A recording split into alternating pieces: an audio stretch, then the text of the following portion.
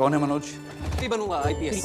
आज की struggle story में कहानी है विक्रांत मैसी की, जो इन दिनों फिल्म 12th फेल की वजह से लाइम टाइम में है। अगर आपने 12th फेल देखी है तो विक्रांत मैसी को आप अच्छी तरीके से जानते होंगे। कहानी शुरू करने से पहले एक नजर उनके करियर चार्ट पर डालते हैं। मैं विक्रांत मैसी जो हूँ वो मैं हूँ। बहुत कुछ करना बाकी है, बहुत कुछ। विक्रांत को पहली बार टीवी शो धूम मचाओ धूम में देखा गया था। इसके बाद उन्होंने 9 टीवी शोज में काम किया है। शायद आपने ये सारे टीवी शोज देखे होंगे जो कि ज्यादातर पॉपुलर थे। टीवी इंडस्ट्री में काम करने के बाद उन्होंने फिल्मों का रुख किया। पहली बार विक्रांत मैसी फिल्म लुटेरा में नजर आए जो 2013 में रिलीज हुई थी। तब से वो अब तक 18 फिल्मों में नजर आ चुके हैं। टीवी शोज और फिल्मों के अलावा विक्रांत मैसी ओटीटी प्लेटफॉर्म का भी जाना माना चेहरा है। कुत्तों से चले गए बाजार घूमने और हमें छोड़ गए इस बूढ़े पल्लर के साथ। वेब सीरीज मिर्जापुर में उन्होंने बबूल भैया का रोल प्ले किया था। मिर्जापुर के हर मोहल्ले की नब्ज पे उंगली रहती है तुम लोगों की, तो हमारे लिए तो आइडियल कैंडिडेट हुए ना तुम। इस रोल से उन्हें बहुत ज्यादा पॉपुलैरिटी मिली थी। फैंस आज उन्हें विक्रांत के नाम से कम बबूल भैया के नाम से ज्यादा पहचानते हैं, जिनने की मिर्जापुर वेब सीरीज देखी है। विक्रांत मैसी का जन्म 3 अप्रैल 1987 को मुंबई के वर्सोवा में हुआ था। पढ़ाई लिखाई सब कुछ यहीं हुई थी। वो जहाँ रहते थे वहाँ आसपास फिल्मों की शूटिंग बहुत होती थी। वो सुनील दत्त, गुलशन ग्रोवर और जैकी श्रॉफ जैसे सितारों की फिल्मों की शूटिंग देखते थे, जिसे देखकर ही उनके मन में एक्टर बनने का ख्याल आया। फिर उसी के सपने वो देखने लगे। शूटिंग के बाद फिल्में देखने का भी बहुत शौक था। न्यूज़पेपर पर देख लेते थे कि आज कौन सी पिक्चर आनी है, उसी के हिसाब से मार्क आउट करके टाइम पर फिल्में देख लिया करते थे। घर वाले भी उनकी इस आदत से परेशान हो जाते थे। जब पेपर का टाइम होता था तो टीवी का केबल ही कटवा दिया जाता था। उस समय इससे ज्यादा दूसरी कोई तकलीफ नहीं होती थी। इस तरह सिनेमा हमेशा जीवन का हिस्सा बना रहा।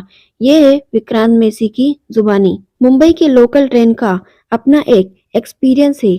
एक बार विक्रांत मैसी बताते हैं कि वो ट्रेन में चढ़े, जैसे ही ट्रेन चली वो गिर गए। गनीमत रही कि बच गए, ज्यादा चोट नहीं लगी। दरअसल क्रिकेट खेलने का बहुत शौक था। लोकल ट्रेल से दूर दूर खेलने जाया करते थे। वो स्कूलिंग सेंट एथॉनिक हाई स्कूल से स्कूलिंग की। फिर ग्रेजुएशन में उन्होंने RD national college of arts and science से किया। इस वक्त उन्होंने डांस सीखना और सिखाना दोनों की शुरुआत की। सुबह उठकर वो पहले श्याम डावर की डांस क्लास में बच्चों को डांस सिखाने जाते थे, फिर कॉलेज और उसके बाद शाम को खुद डांस सीखने जाते थे। इस वक्त वो 16 साल के थे। इसी वक्त वो वर्सोवा में एक कॉफी शॉप में काम पर लगे थे। परिवार की माली हालत ठीक नहीं थी। छोटी मोटी जरूरतों के साथ कॉलेज की फीस भी भरनी होती थी। दूसरी वजह यह भी थी कि इस कॉफी शॉप पर फिल्म लाइन के बहुत सारे लोग आते थे जहां वो काम करते थे, तो उन्हें उम्मीद थी कि यहीं से उनके फिल्मी सफर की शुरुआत हो सकती है। उनकी उम्र कम थी, इसके बावजूद शॉप की ओनर ने उनकी जरूरतों को देख नौकरी पर रख लिया था, मगर उन्होंने कहा था कि किसी को भी उनकी सही उम्र पता न लगे, वरना उन्हें बाल मजदूरी के आरोप में जेल भेज दिया जा सकता है। विक्रांत ने उन्हें भरोसा दिलाया कि ऐसा कुछ नहीं होगा। वैसे इस वक्त हालात इतने खराब थे कि 30 रुपए की कॉफी भी खरीदकर पी नहीं सकते थे। वो टिप और तनख्वाह के साथ लगभग 800 रुपए कमाते थे, जो अधिकतर आने जाने में खर्च हो जाया करते थे। डांस क्लास और कॉफी शॉप में काम करने के दौरान विक्रांत फाइटर अटेंडर की जॉब के लिए भी अप्लाई कर चुके थे। शुरुआती सभी राउंड्स उन्होंने क्लियर कर लिए थे।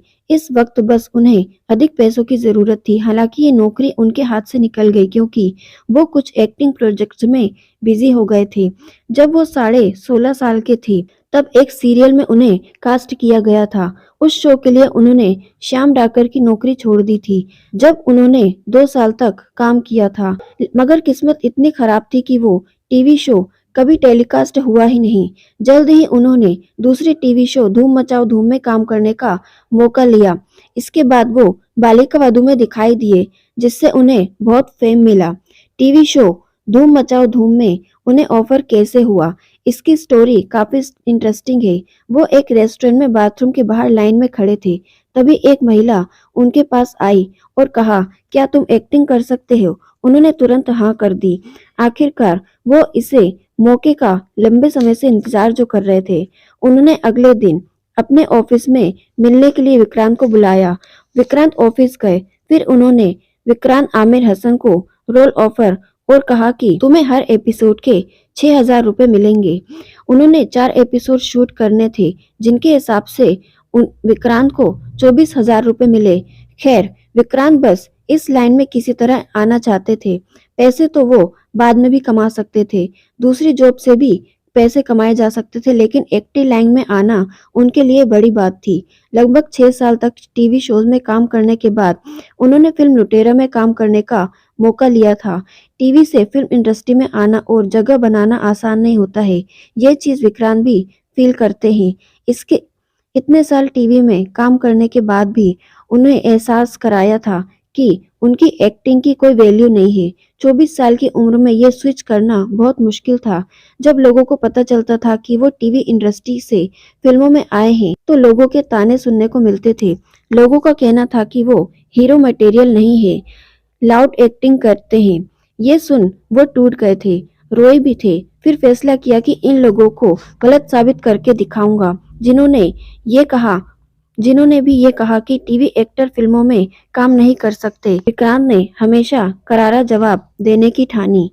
इसी दौरान उन्हें एक फिल्म में साइन किया गया। शूटिंग भी शुरू कर दी। शूटिंग को लगभग 10 दिन हो गए थे कि तभी उन्हें उस फिल्म से निकाल दिया गया।